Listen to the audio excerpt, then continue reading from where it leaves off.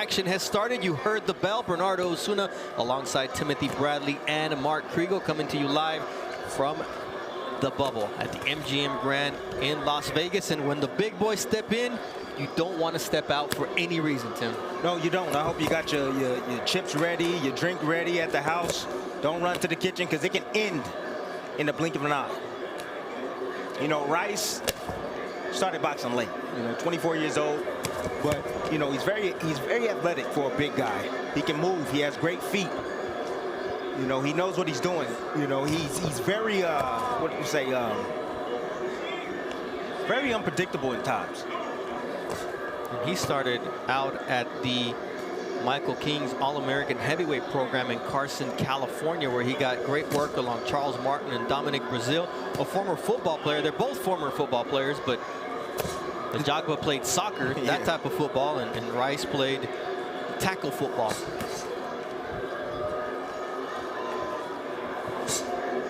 Ajagba tries to establish everything off the jab.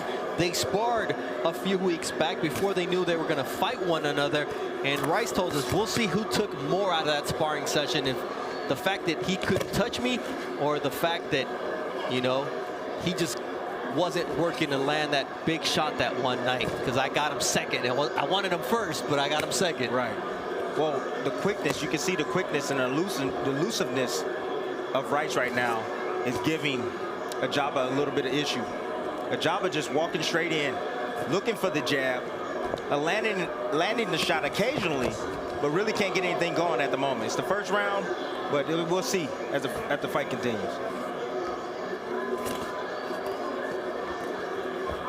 Rice just leaving that hand out there, and Ajagba connects with that stick. That's one of his best punches, and it sets up that big overhand right. He's got a great delivery system for it. Yes, he does. That's one thing he knows how to do. He knows how to get in position to stem with the right hand, Ajagba. And the one thing that I see right now from Rice is he leans back. And when you lean back like that with your hands down, well, the right hand, you're a sucker for it. Right there, just missed it. You lean back, you get laid out.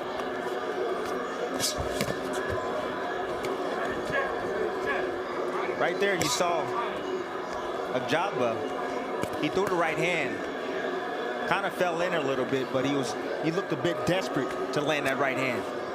Those are opportunities for your opponent to land offense. You make them miss, you need to be close enough to make them pay. And many consider Efe Ajagba to be one of the fighters who are considered the future of the heavyweight division.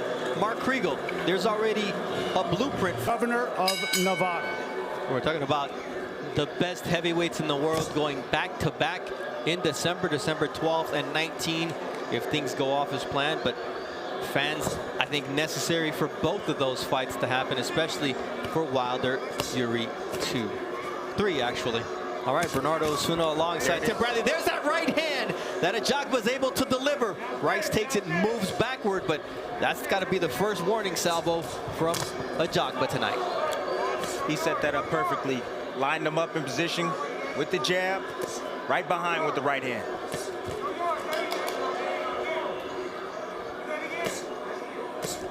Big right hand once again, sticks the jab to the body first and then the overhand right.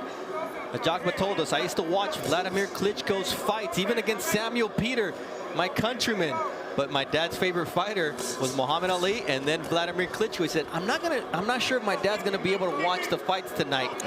Back in Nigeria in the countryside, says, but I hope to take this tape back to him so he can watch it and see me win. He was born in Ughelli, Nigeria.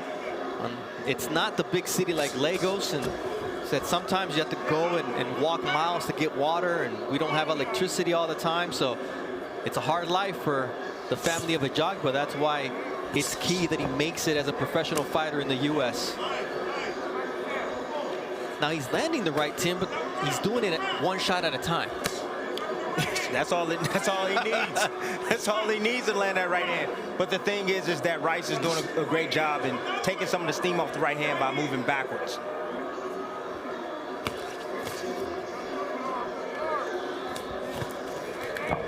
Rice told us in that sparring session that Ajagba was never able to land a clean shot on me. Already he's got a couple of nice right hands, but hasn't been able to finish off Jonathan Rice, who's in better shape than he's been for a while.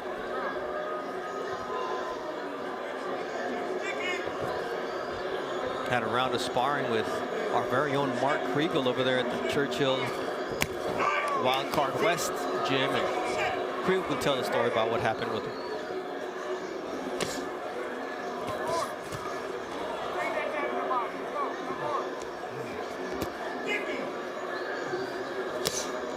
Ajagba formerly trained in Houston by Ronnie Shields and now trained by Kei Karoma. Wanted to work more on his boxing skills, his footwork. Oh, he has good footwork, you know, solid. He's a power puncher, so, you know, both feet are typically on the ground. And oh, there's a new wrinkle right there. He actually dipped down and went with a body shot, a left hook to the body. That's impressive.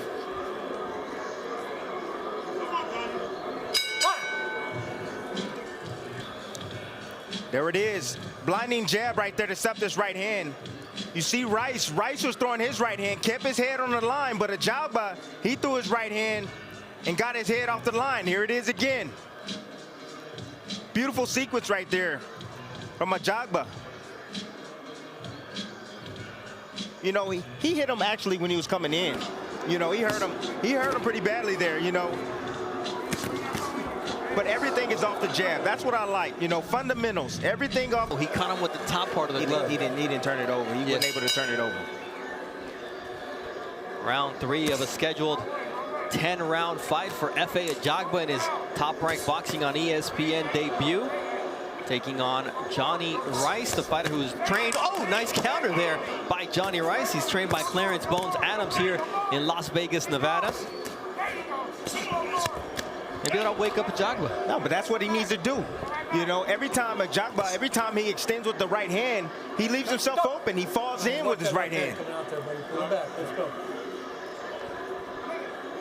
That's the perfect opportunity for Rice to land his offense. He's off balance. He's not ready. He's not set to punch. But he just needs to do it more often. We see how Ajagba stepping on the foot of Rice continually. A little bit of gamesmanship. Yeah, I like this overhead view right here. This shows me, you know, the feet. It shows me the positioning. You know, you can see the lead feet of both guys. They try to split each other. That's what I call the line of fire. The more you stay off this line, you see the feet, the lead foot, excuse me, how it lines up, you know, seamlessly down the middle. If you stay off that line, the more often you're off that line, the better it is for you. You won't get hit.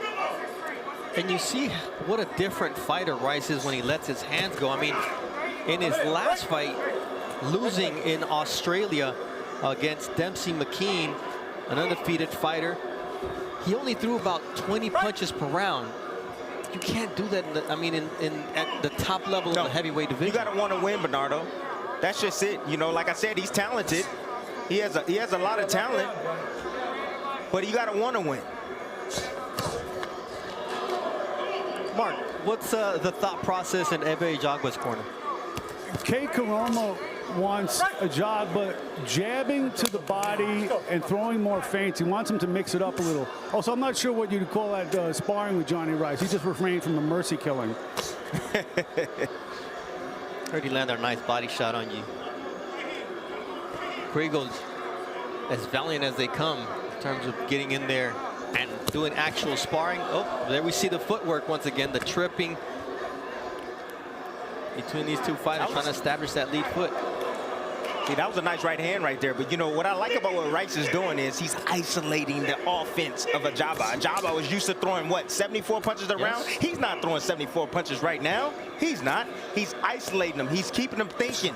You know, he's using that lead hand. He's probing. You know, he's stepping in and out. He's keeping them honest and respecting his right hand right now. Great observation, Tim, as we come into the end of round 3. This is a scheduled 10-rounder from the bubble in Las Vegas.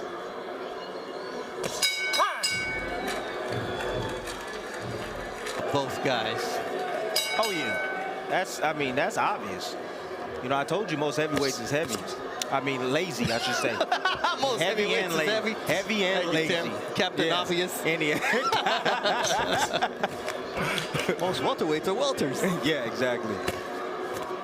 No, but I think it's, you know, conditioning. He did lose 18 pounds from his last time out. Did Johnny Rice, weighing in at over 285 pounds, but it's still losing weight, conditioning are two different things. Nice right hand there from Rice. I mean, I think that's a frustration that Clarence Bones Adam has in the corner. Is like, he knows when he lets his hands go, he's effective, but he's just not doing it You enough. don't believe in yourself. You got to believe in yourself. You know, he can win this fight if he wants to. He has the arsenal. He has the punches needed to win this fight. The right hand keeps landing for him. Rice has 9 knockouts and 13 victories as a professional. All his losses have come against fighters who have no losses on their record. Dempsey McKean out in Australia. Makhmoudov, who's 7-0 and another one of the big hitters in the division. Tony Yoka, the French gold medalist. Steven Shaw and Sheehan, who was making his pro debut. So it's not like he's losing the scrubs. No, he hasn't losing the scrubs, but then, you know, you got to go back to the gym and you got to want it more and you got to work hard. I don't care if you lost weight. Show yourself. Show what you've been working on, Rice. And Ajagba, I have to say something, man. Observation I see. He's slow as molasses, man. He is so slow. My goodness. And he's eating right hands right now from Rice. There's that 1-2 now coming back from Rice, and Ajagba is able to take it. But I mean, he talked about defensive responsibility, and we haven't seen much of that in terms of getting his head off the line and movement. No, and he just blocked the jab to the stomach by bringing his hand down to block it. If I was Rice and I saw that, I will fake down low and come up with my hook and surprise him upstairs. Rice setting up that right hand, and once again, it's there for him. Wasn't able to connect cleanly. That shot. That shot was brutal right there. The small little body shot that Ajagba landed right there in that sequence when the referee was breaking him up. That hurt Rice. He did not like that at all. Ajagba's left eye starting to swell a little bit. See how they work on that in the corner.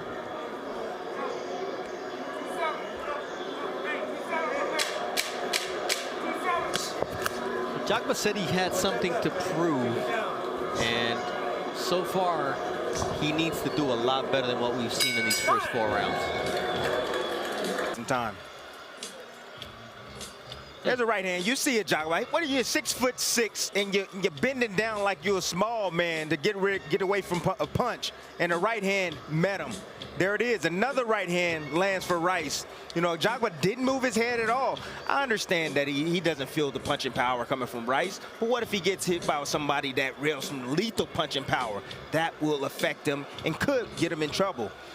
But for the most part, nice uppercut right there. Ajagba seeing the head of Rice leaning just a little bit forward. But Rice is not making it fun for him. Rice is using that 1-inch reach advantage despite the 1-inch disadvantage in height against Rice. All right, what have you got for us, Mark?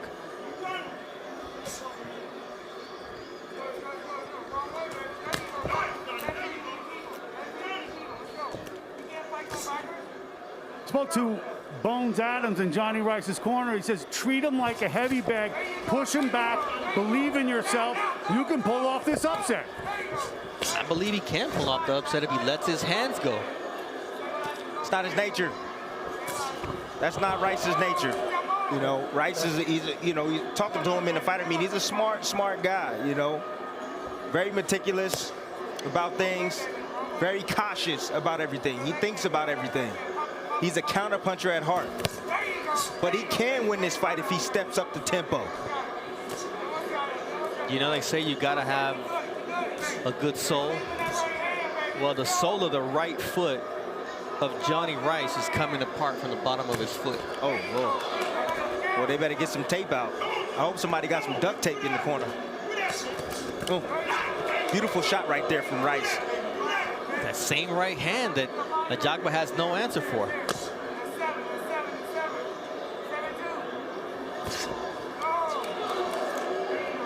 Big right hand from, big actually jab. It looked like a right hand, but that's how hard it was from Ajagba. It was so hard that it messed you up. Yeah. It's like, man. Probably wearing the Nigerian colors of green and black is the man who represented Nigeria in the 2016 Olympics in Rio. I was there present at Rio Central when he knocked out Nigel Paul out of Trinidad Tobago.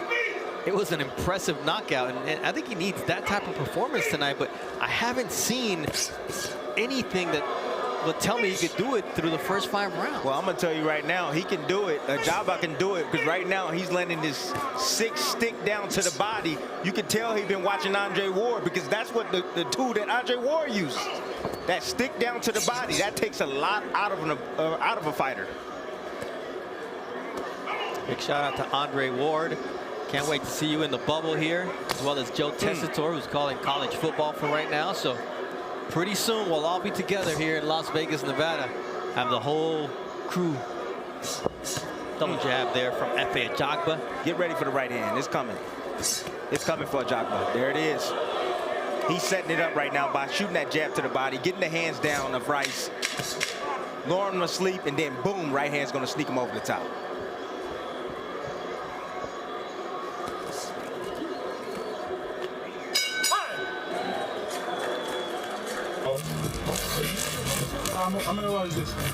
And then he has Jacob stitched around if he had anything, and Kevin Smalls if he had anything. So it's a team effort over there in Ajagba's corner.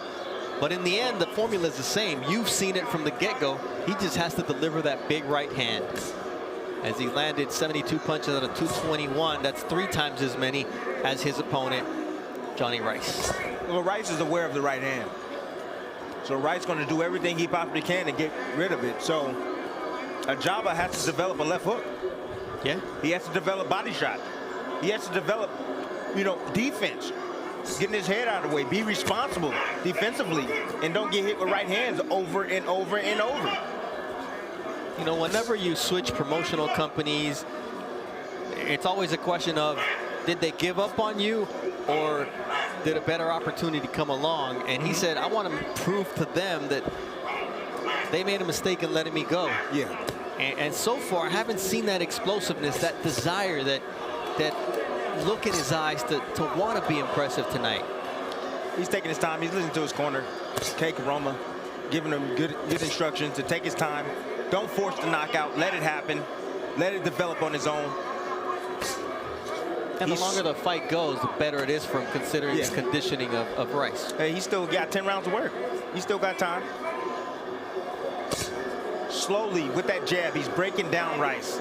Rice is sitting right in front. Look at his mouth wide open. Put that left out there, okay? Come on, man. Ref running, Draculic warning for the probing. You can't leave your hand out for longer than a second.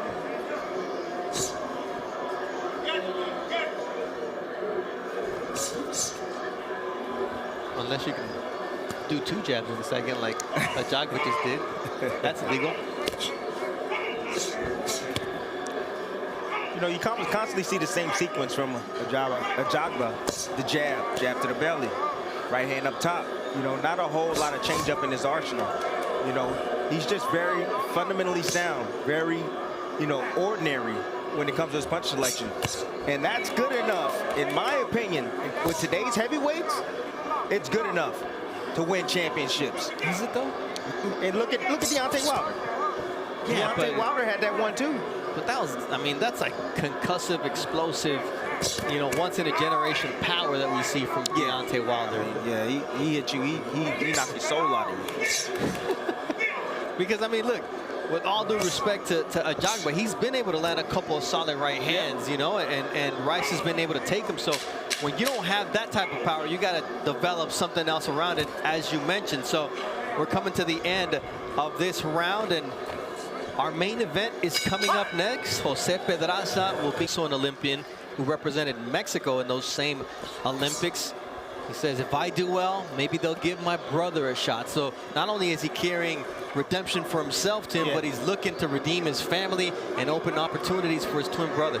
Yeah, well, speaking of him in the fighter meeting, that's exactly what he said. He just said, you know, I just don't fight for myself. I fight for my family. I fight for my daughter. I fight for my girlfriend. I fight for everybody, even my trainer that, you know, came back, had left him, and now is back with him.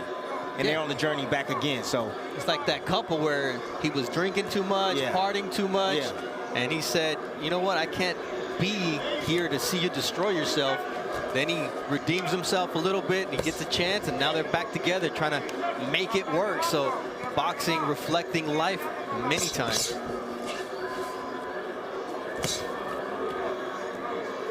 Rice breathing through the mouth here in round number 7.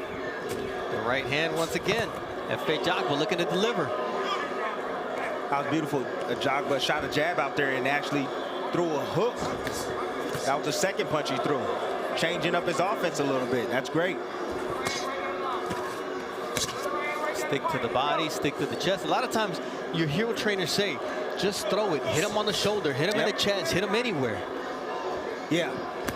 That's what you're supposed to do, but you see what Rice is doing, right? He's just trying to isolate the offense of Ajagba. He's not trying to win. He's not trying to win. He's just trying to survive right now. What do they say? I'm just going to take away his best weapon. Ajagba's best weapon, no doubt, is that right hand. Rice is doing everything in his power to stay away from that right, although he got clipped there with it. Mark, what's going on with Kei Kuroma? What are his impressions so far through 7? I asked him before why Efe was getting hit with those right hands. He goes, I need him to get his head off the line and not load up for one punch. This is something he has to improve on. That was one of the talking points leading into this fight from Efe Ajagba. Continuing to be a student of the game, learning about the game, but it's those small things, those fundamentals that you look at, and even Efe's trainer, Kei, told us, look, Bernardo, you've seen these guys in the Olympics. Sometimes they come from third world countries. Sometimes they come from countries where the training level isn't high. And he just got here on heart and natural talent. Now he's still learning the game. Yeah, it's going to take some time. But like I said, the development is inside the gym, you know, in sparring.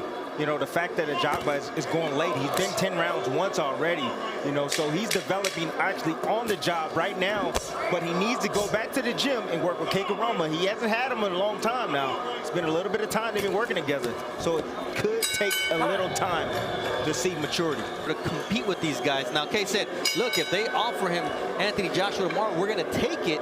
But the reality is we want him to develop those skills over the next 2 years. So when he gets that shot, he wins the world title. Now, we see that he's landed almost 100 punches so far, 290 thrown through the first 7 rounds. So not quite up to his average, but he's landing at a 32% clip. Yes, he is. And he's actually trying to throw body shots now. He's throwing a left hook to the body on Rice, shooting a jab downstairs. And I'm expecting him to come up with something.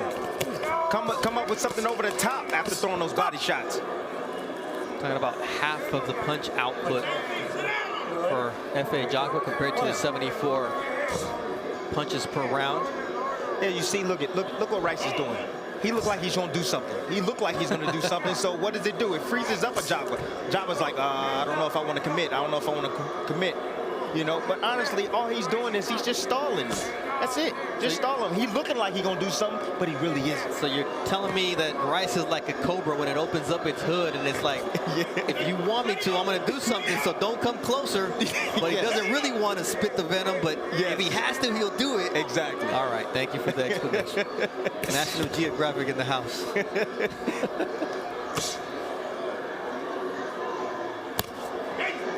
There's that stick from Rice. I mean, it's not like Ajagba's getting away from the punches that Rice throws. It's just he's not throwing as many as he needs to. He's not, you know, and you know, Ajagba is following the script right now. He's following the script of what Rice won. You know, when you get guys like this that'll stall you out, that'll isolate your offense, you got to get your hands working.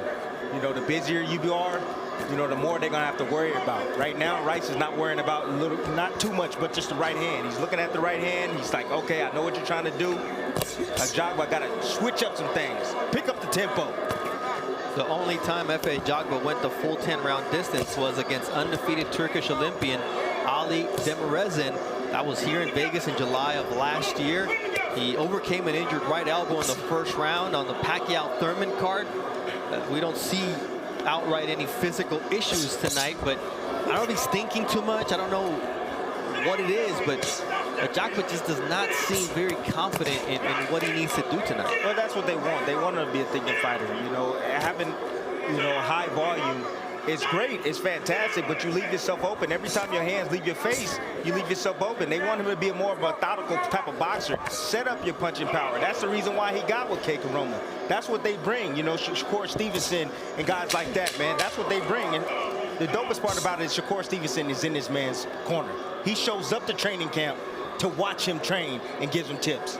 And he's in his ear, which is even more important as we listen into K. Karoma in Efe Ajagba's corner. You know, you say you're slowly breaking him down, but he needs to pick up his output. That's what he needs to do. Pick up his output. Easy, easy.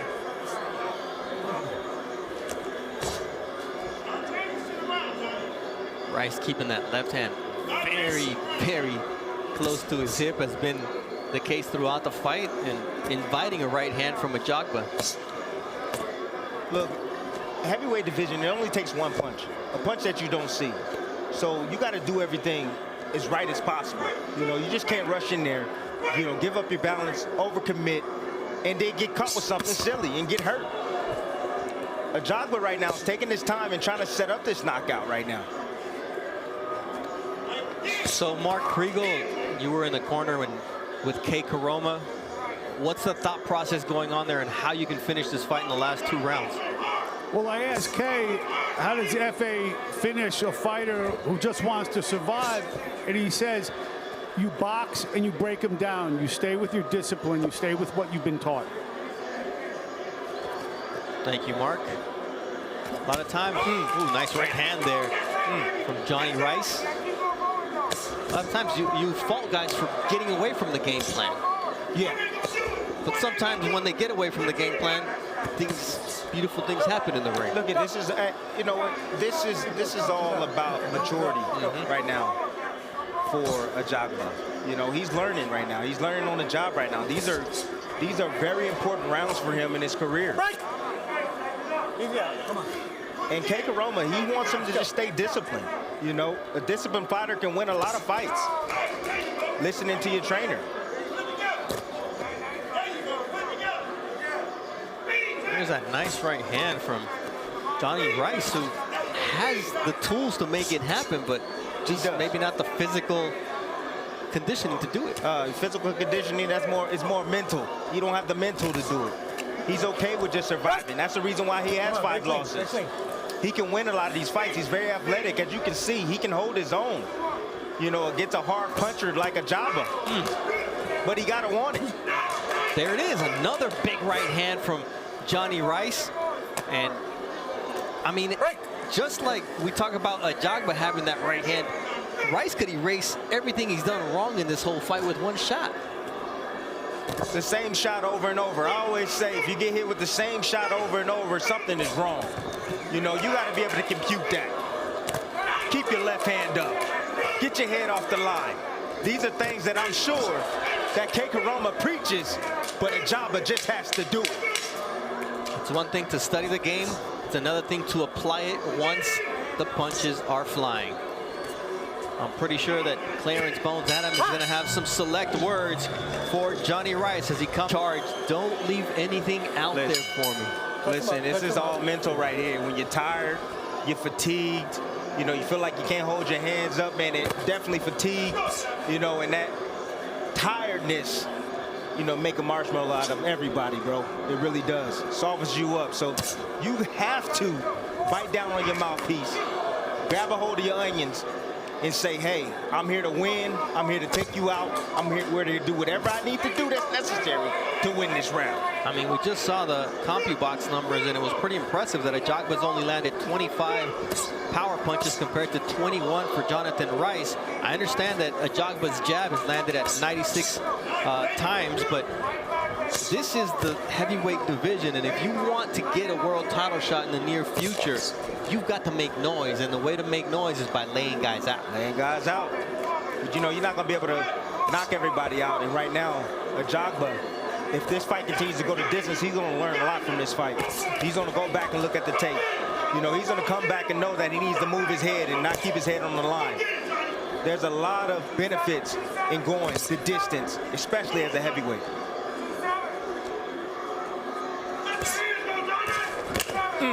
There goes Johnny Rice once again with a short right hand. I just don't think that he's learning anything that he hadn't learned before. I don't think he's applying anything new, and I'm sure there's frustration from K. Karoma because occasionally, I mean, we're talking about 16th fight as a pro. I mean, 14th fight as a pro. He's seen this before. Yeah, he's seen this before. I hear you, Bernardo. But at the same time, you know, it's a process, you know, getting with a new trainer, trying to teach you new things. It takes some time to develop. There's that stick from Efe Ajagba. That one's natural. That's the punch that he was born with. Beautiful stick. But the stick works if you follow up with something. Yes, yes, follow it up. If you're afraid to throw it to the head, throw down to the body with the right hand, and then come up with the left hook. You work that hard to land the jab, and throw the power shot. It's funny because the jab is the lost art of boxing, and Ajagba's got a great jab. Yes. And he just doesn't do anything with it, and that's the frustrating part. Is when you look at it, it's like most guys say, man, if they had a jab, they'd be impressive. This guy has a jab, it just doesn't go wild after he lands it. No, you don't want to go wild. You don't want to give up your base and balance for offense. You want to stay underneath the feet at all times. There you go, exchanging jabs and right hands of Rice and Ajagba at the end of this 10th round. Judges will have the final say, but nothing too impressive for these former sparring partners. You know, it was an impressive win tonight for Ajagba. I think he won the fight. You know, coulda, shoulda, woulda. Hey, I don't give no more victories out. But here, that was a devastating right hand right there from Ajagba. That's his signature punch right there, the jab and also the right hand. But he's a little bit weak in the transition, as you can see. Him bending down right there, getting himself in a bad position for the right hand. Lands a nice uppercut there.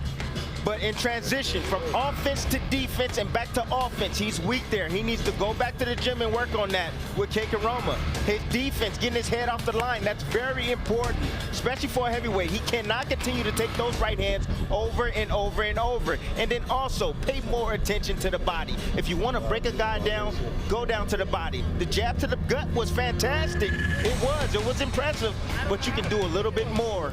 6 punches per round overall. Landing 131 of 406 did Efe Ajagba.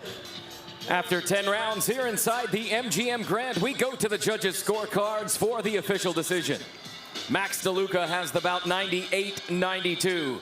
Adelaide Bird and Dave Moretti both score the bout 99-91. Declaring your winner by a unanimous decision, Efe, the one and only Ajagba. Ajagba improves his record to 14-0, 11 of those victories coming by way of knockout.